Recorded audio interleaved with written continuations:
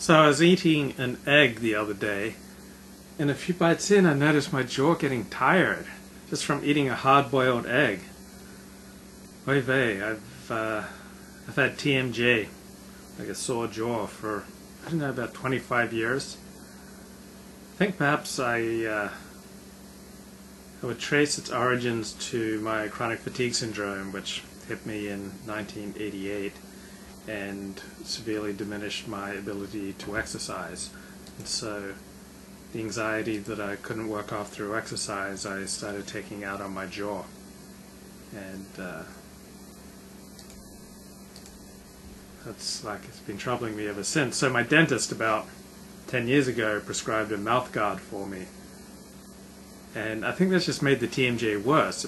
It saved the enamel on my teeth, but at the price of just making my TMJ worse. So I went to see a physical therapist at my TMJ a couple of years ago, and he said I had the worst TMJ he'd ever seen.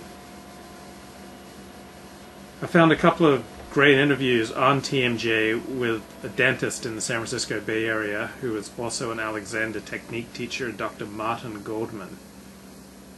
And you realize that from his Alexander training that the pain that many of his patients were in was not from inside their teeth, but was from harmful muscular holding in the head, neck, and back. So he says if I would have been just keen enough to observe people as they walked into the chair and sat in the chair, might have been able to help them with their pain. Dr. Janet Travell, who was President Kennedy's personal physician, said that pain in the head, neck, and back is at least 90% muscular holding patterns. Now what's going on in the lower jaw is not so much a bone-to-bone movement that's causing the TMJ, but these movements are controlled by muscles. And the solution to TMJ is to release these unnecessary muscular holding patterns.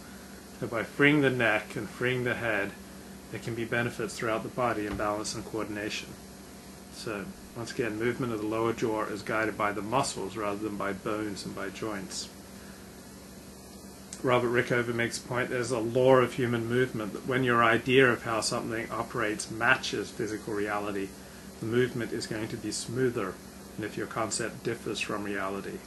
So find out what reality is and then use that as a guide to movement. And how we think about our movement influences our movement. So try clenching your teeth and seeing how that affects your breathing. And by comparison, say the word Boston slowly. Boston, Boston, and then check in with your breath. Saying the word Boston slowly introduces movement into the lower jaw. It gives you a rough approximation of the physiologic rest point of the lower mandible. So all the muscles that are open and close your lower jaw are in balance and are at their most ready for movement. There's the least amount of chemical activity in those muscles to maintain tone. After you say the word Boston, Boston slowly. So in this physiologic rest position, your lips will come lightly together and your teeth will be apart. So anytime your teeth are touching during the course of the day, there's a good chance that it is a dysfunctional or pathological position for you, and you're going to do some harm to yourself. Somebody suffering from muscular tension should monitor the space between their teeth. Boston. And give themselves permission to allow the lower jaw to give in to gravity, to sense the gravitational pull on the lower jaw. It's a heavy piece of bone. So most joints in the body, gravity will settle them unless you have upright reflexes occurring. So that's why you tend to be shorter at the end of the day rather than when you first get up. To recognize the gravitational pull on your lower jaw, you do not need to hold it up. Don't need to have it over close. If you can sense your physiologic rest position, your overall well-being will improve. So see how little work you can do to open your mouth by just allowing your lower jaw to fall away. Martin says, if I'm driving in traffic, I'll often catch myself and ask myself, why am I holding my jaw like this? There's plenty of stimulus involved in driving, and if you can just pause, allow your jaw to be free. This is not a hectoring instruction to yourself, it's just a wish, it's just a mere thought. Wouldn't it be nice if my jaw were not tense?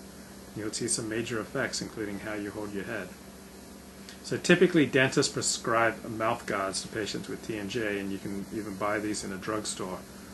These mouth guards, when you close up into them, those people with TMJ have an unusual chewing pattern, so there's tightness and holding that makes the jaw close in a way that causes this pain. So when you bite into a mouth guard, you're just replicating this dysfunction. Most people will wind up worse off. So recommend seeking a neuromuscularly trained dentist. Let him track the movements of your jaw so your mouth guard is made at the physiologic rest position. There's this dentist in Halifax who had a lobster fisherman come into his office, and this fisherman had terrible headaches. So the dentist made him an orthotic mouth guard that allowed his muscles to come into equilibrium. The fisherman came back a week later. He said, "Not only my headaches are gone, but amazingly I was out on my boat and I could pull up the pots and lift them in a way I haven't been able to do in 20 years. So by balancing the musculature in the head and neck, he allowed the head to come to equilibrium."